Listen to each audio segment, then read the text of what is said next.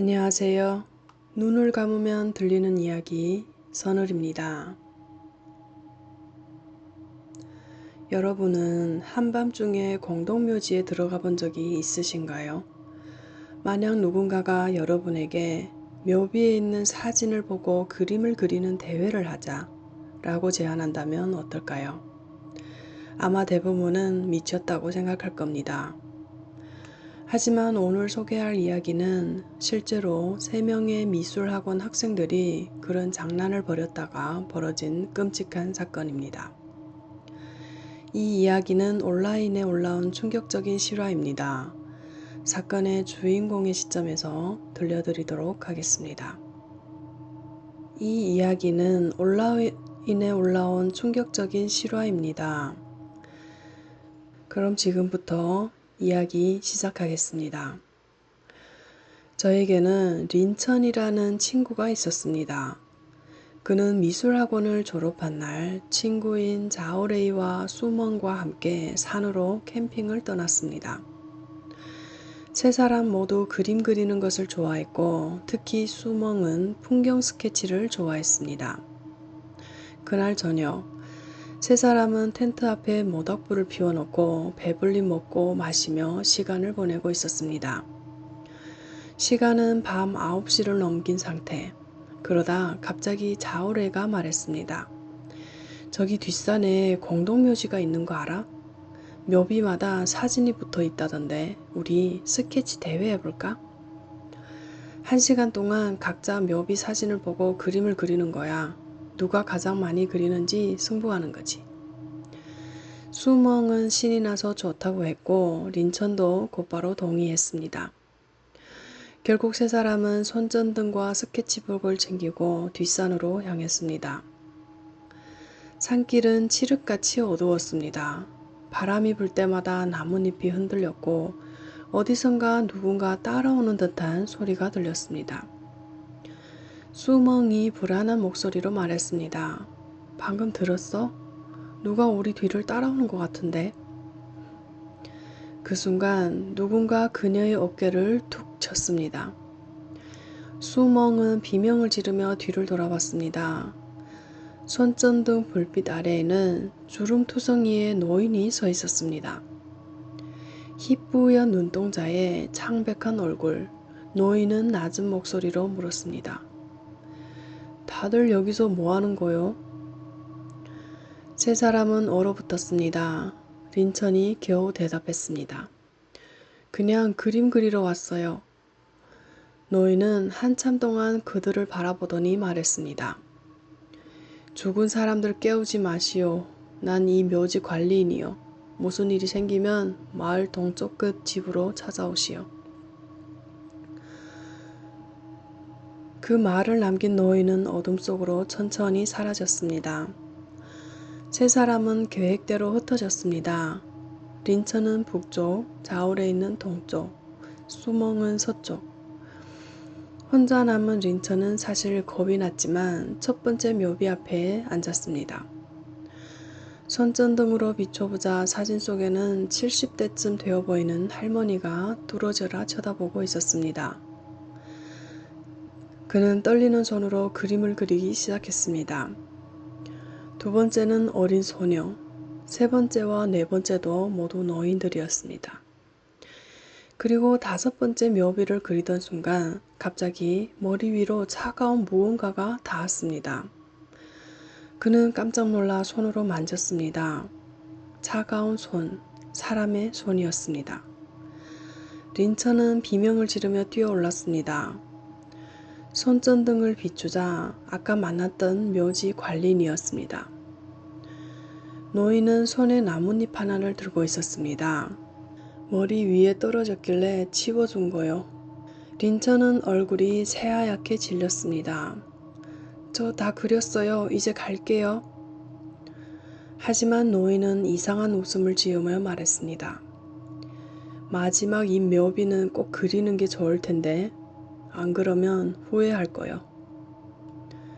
린천은 떨리는 손으로 마지막 묘비에 손전등을 비췄습니다. 그리고 그대로 얼어붙었습니다. 묘비 사진 속 인물은 20대 초반의 젊은 남성이었습니다. 그런데 그 얼굴은 바로 자기 자신 린천이었습니다. 그 순간 그는 의식을 잃었고 후에 무슨 일이 일어났는지는 기억이 없었습니다. 한편 자오레이와 수멍은 약속된 시간이 지나도 린천이 오지 않자 묘지 곳곳을 찾아다녔습니다. 하지만 아무리 찾아도 보이지 않았습니다. 수멍은 울먹이며 자오레이에게 말했습니다. 왜 이상한 거 하자고 해서는 다 너 때문이야. 린천의 사진은 왜 또 묘비에 붙여놓은 거야?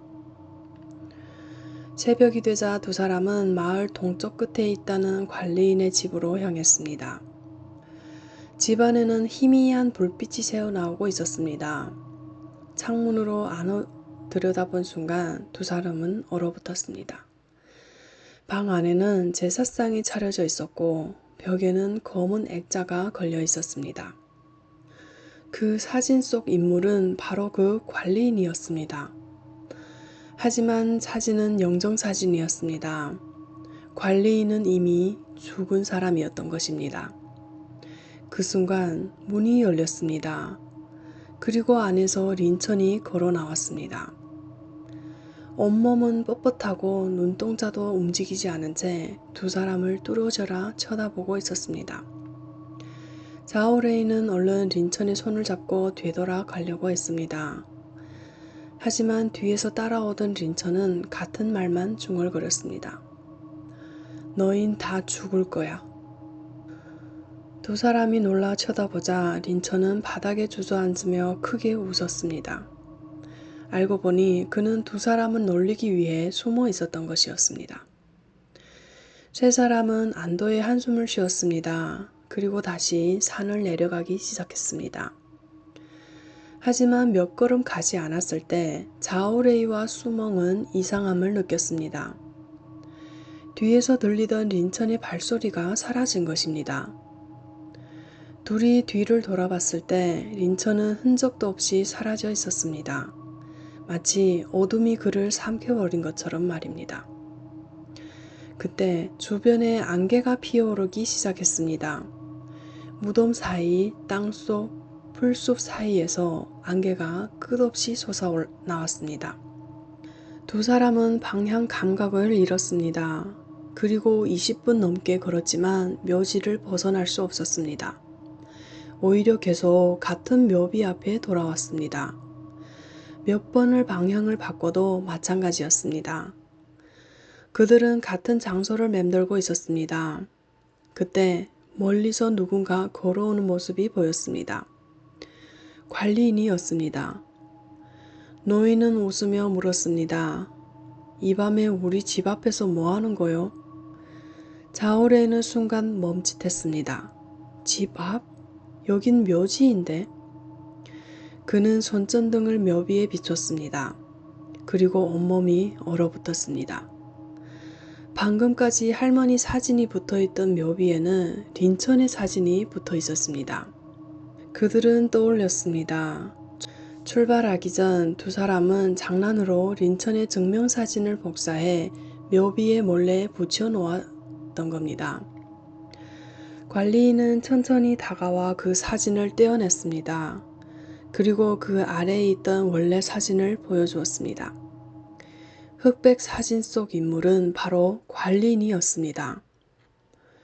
노인은 미소를 지으며 말했습니다. 이 아이는 내가 데려가겠어. 자오레이와 수멍은 비명을 지르며 도망쳤습니다. 그리고 뒤를 돌아본 순간 관리인 옆에 한 사람이 더 서 있는 것을 보았습니다. 바로 린천이었습니다. 그는 꼿꼿하게 서서 고개를 한쪽으로 기울인 채 미동도 하지 않았습니다. 하지만 입만 천천히 움직였습니다. 소리는 들리지 않았지만 분명히 읽을 수 있었습니다.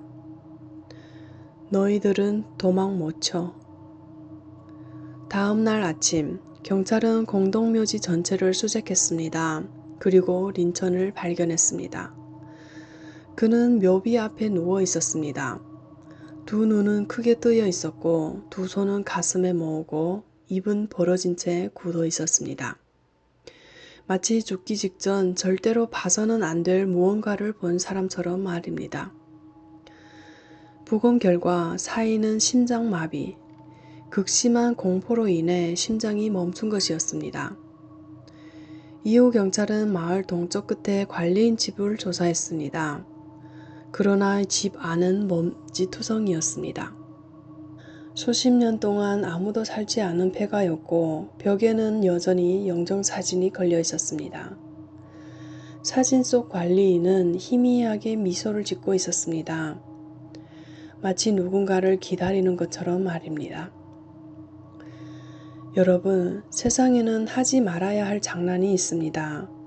특히 사람을 겁주는 장난은 더욱 그렇습니다. 왜냐하면 사람은 정말로 공포 때문에 죽을 수도 있으니까요. 오늘 이야기는 여기까지입니다.